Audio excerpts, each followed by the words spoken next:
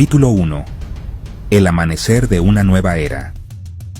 La Ilustración no fue solo un período en la historia, fue un movimiento intelectual y cultural profundo que reformó fundamentalmente el mundo occidental. Floreciendo principalmente en Europa en los siglos XVII y XVIII, esta era, a menudo llamada la Edad de la Razón, defendió el poder de la mente humana para comprender y mejorar el mundo. Fue un tiempo definido por un valiente abandono de las tradiciones centenarias, las supersticiones y las autoridades absolutas que habían gobernado la sociedad durante mucho tiempo. En cambio, una nueva generación de pensadores, escritores y científicos propuso que la razón, la evidencia empírica y la investigación crítica deberían ser las guías últimas para los asuntos humanos. Esta fue una proposición revolucionaria que buscó iluminar la oscuridad de la ignorancia con la luz brillante del conocimiento y la autonomía individual. Capítulo 2. Contexto social y cultural. Siglos XVII al XVIII. La Ilustración nació de un terreno fértil de transformación histórica, surgiendo a raíz de las agitaciones intelectuales de la Baja Edad Media, el Renacimiento. Los siglos anteriores habían sido testigos de un cambio gradual, pero decisivo, lejos de un mundo dominado por las obligaciones feudales y el dogma religioso. El crecimiento del comercio había dado lugar a una nueva e influyente clase mercantil, la burguesía, cuya riqueza se basaba en la empresa y el intelecto, más que en la tierra heredada. Este dinamismo económico fomentó el crecimiento de las ciudades, bulliciosos centros de innovación, comunicación e interacción social. En estos entornos urbanos, las jerarquías tradicionales comenzaron a erosionarse creando espacio para nuevas ideas y estructuras sociales. Las viejas certezas de un orden social estático y divinamente establecido comenzaban a desmoronarse. Un catalizador crítico fue la imprenta. La invención de Johannes Gutenberg democratizó el acceso a la información con la aparición de libros y folletos. Las revistas académicas ya no eran dominio exclusivo del clero y la nobleza. Un público más alfabetizado podía involucrarse directamente con conceptos revolucionarios. Este avance tecnológico creó una república internacional de las letras, una red de pensadores que podían compartir y criticar con rapidez. Capítulo 3. Ciencia y desafío al viejo orden. Los descubrimientos científicos de Galileo Galilei, quien desafió el modelo geocéntrico, e Isaac Newton, cuya Principia reveló leyes universales del cosmos, dieron credibilidad a que la razón podía desvelar los secretos de la naturaleza y aplicarse para mejorar la sociedad humana. El panorama político estaba listo para ser cuestionado. La monarquía absoluta, el derecho divino y el poder ilimitado sobre los súbditos cada vez eran más vistos como arbitrarios e injustos. La Guerra de los 30 años dejó una profunda cicatriz. Muchos cuestionaron la imposición de la uniformidad religiosa por la violencia. El llamado a la tolerancia religiosa no era solo filosófico, sino pragmático. La gente anhelaba una sociedad más estable y justa, fundada en leyes aplicadas por igual a todos. Este ambiente creó las condiciones perfectas para que la Ilustración prosperara. Fue un movimiento impulsado por el optimismo sobre el futuro. La creencia central. La ignorancia era la raíz de la mayor parte del sufrimiento humano. Pobreza, tiranía, intolerancia y que la educación era la cura. Al cultivar la razón y el pensamiento crítico, la sociedad podría progresar. Los filósofos se veían liberando la mente humana, allanando el camino para libertad, prosperidad y felicidad. Fue una época en la que la pluma realmente comenzó a demostrar ser más poderosa que la espada. Capítulo 4. Locke y Voltaire. Entre las figuras fundamentales que sentaron las bases intelectuales de la Ilustración, el filósofo inglés John Locke se alza como un gigante. En su obra principal, Dos tratados sobre el gobierno, desmanteló sistemáticamente la doctrina del derecho divino de los reyes.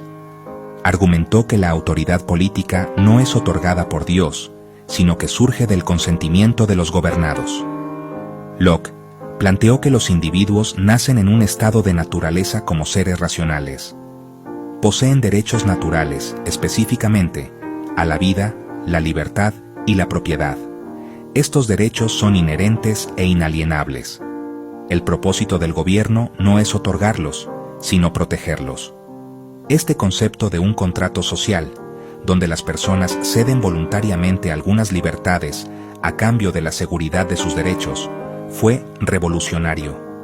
Replantearon la relación entre gobernante y gobernados, transformando a los súbditos en ciudadanos.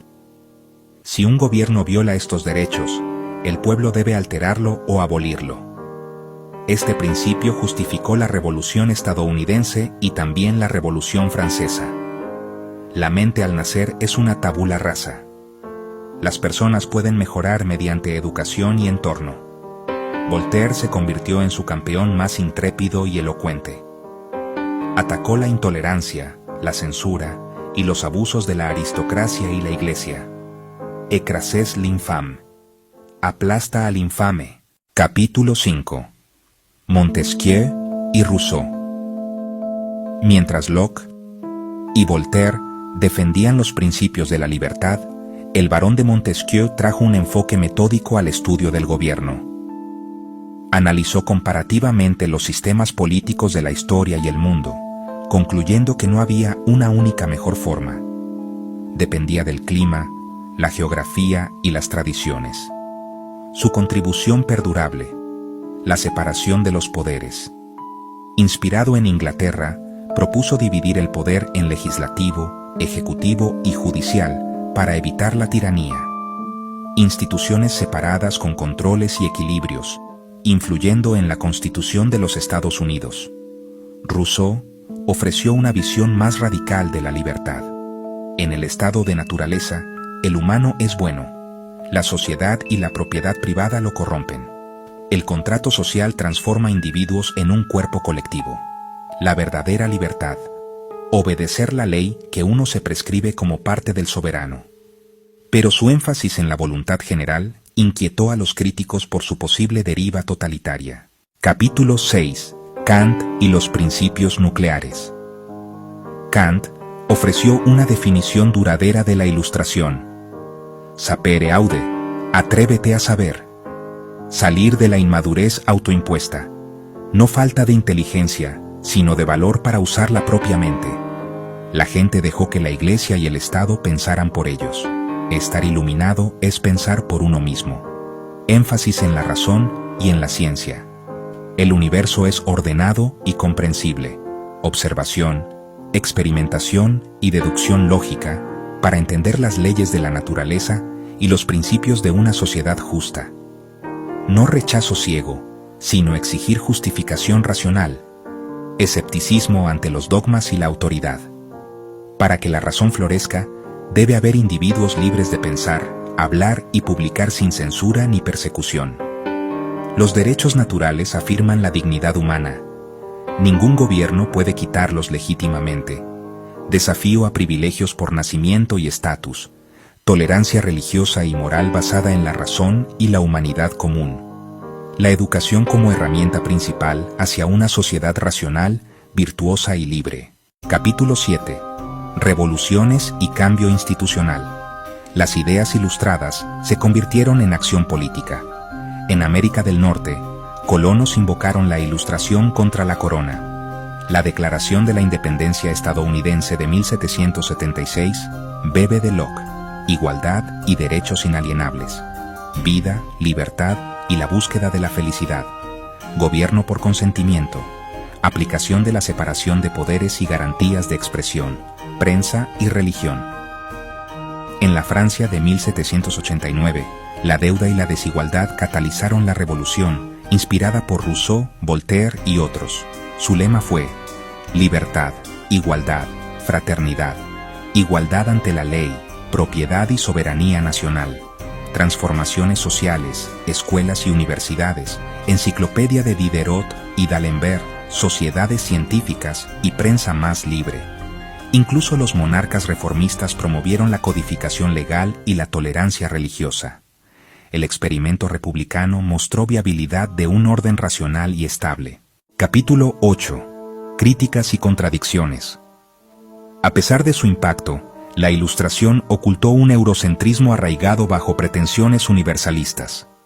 La razón se retorció para justificar colonialismo y explotación en África, Asia y las Américas, una hipocresía con larga sombra. La igualdad fue incompleta, derechos mayormente para hombres con propiedades, y las mujeres fueron relegadas. La escritora inglesa Mary Wollstonecraft exigió educación e igualdad femenina usando la lógica ilustrada. Hubo poca mejora para las clases bajas, los campesinos y las minorías religiosas. Fe excesiva en una razón descorporeizada, a expensas de la emoción, la intuición, la espiritualidad y la tradición. Riesgo de un mundo mecánico, sin belleza ni misterio. La violencia del reinado del terror mostró cómo el fanatismo puede destruir las libertades. La crítica a la religión fue vivida como un ataque a la fe, dejando tensiones entre las cosmovisiones seculares y las religiosas. Las críticas equilibran y aleccionan el legado ilustrado. Capítulo 9. Legado vivo y conclusiones. El legado de la Ilustración está tejido en el mundo moderno. Democracias, derechos y ley igual para todos. Cada voto, cada crítica periodística, cada juicio justo invoca a Locke, Montesquieu y Voltaire. La ciencia y su método prepararon la innovación industrial, tecnológica y médica. La educación pública como pilar social. Las luchas por los derechos civiles, el sufragio femenino, la descolonización y las minorías buscan extender la promesa ilustrada usando su propio lenguaje. Derechos, justicia e igualdad. Hoy, debatimos sobre la libertad y la seguridad, la religión en el Estado secular y el poder de la razón ante el clima y la desigualdad. Urge atreverse a saber.